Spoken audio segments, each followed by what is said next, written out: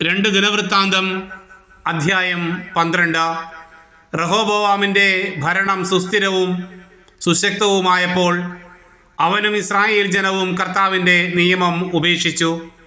അവർ കർത്താവിനോട് അവിശ്വസ്തത കാണിച്ചതിനാൽ റഹോബോവാമിൻ്റെ 5-ാം ഭരണവർഷം ഈജിപ്ത് രാജാവായ ഷീഷാക്ക് 1200 രഥങ്ങളും 60,000 കുതിരപ്പടയാളികളുമായി ജെറുസലേമിനെതിരെ വന്നു. ലിബിയരും സൂക്കിയരും എത്യോപ്യരുമായി അസംഖ്യം ആളുകളും അവനോടൊത്തുണ്ടായിരുന്നു. അവർ യൂദായിലെ സുരക്ഷിത നഗരങ്ങൾ കീഴടക്കി ജെറുസലേം വരെ എത്തി.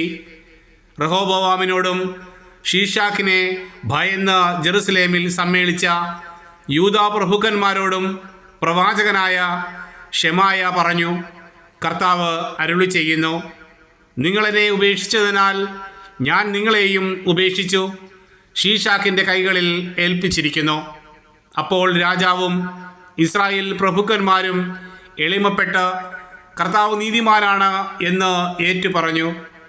അവർ എളിമപ്പെട്ടു എന്ന് കണ്ട് കർത്താവ് ഷെമായയോട് അരുളി ചെയ്തു, അവർ തങ്ങളെ തന്നെ താഴ്ത്തി, ഇനി ഞാൻ അവരെ നശിപ്പിക്കുകയില്ല. ഞാൻ അവർക്ക് മോചനം നൽകും. ജെറുസലേമിൻ്റെ മേൽ എൻ്റെ ക്രോധം ഷീഷാക്ക് വഴി ചൊരിയുകയില്ല. എന്നാലും അവർ അവന് ദാസന്മാരായി തീരും.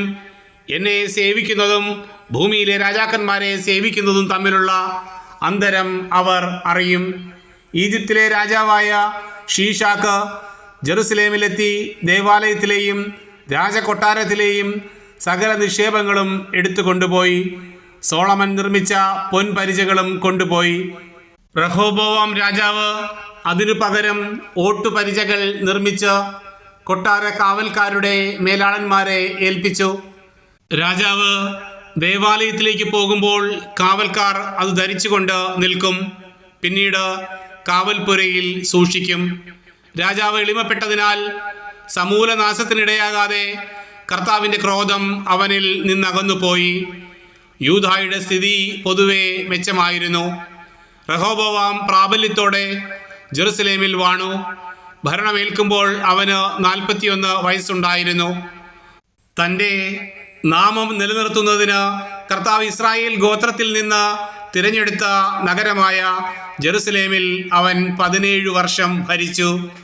അമ്മോന്യയായ നാമ ആയിരുന്നു അവൻ്റെ അമ്മ. റഹോബോവാം തിന്മ പ്രവർത്തിച്ചു. അവൻ ഹൃദയപൂർവ്വം കർത്താവിനെ അന്വേഷിച്ചില്ല. ഷെമായ പ്രവാചകന്റെയും ഇദ്ദോ ദീർഘദർശിയുടെയും ദിനവൃത്താന്തങ്ങളിൽ റഹോബോവാമിൻ്റെ പ്രവർത്തനങ്ങൾ ആദ്യന്തം രേഖപ്പെടുത്തിയിട്ടുണ്ടല്ലോ. റഹോബോവാമും ജെറോബോവാമും തമ്മിൽ നിരന്തരം യുദ്ധം നടന്നു. റഹോബോവാം പിതാക്കന്മാരോട് ചേർന്നു ദാവീദിന്റെ നഗരത്തിൽ സംസ്കരിക്കപ്പെട്ടു. മകൻ അബിയ ഭരണമേറ്റു.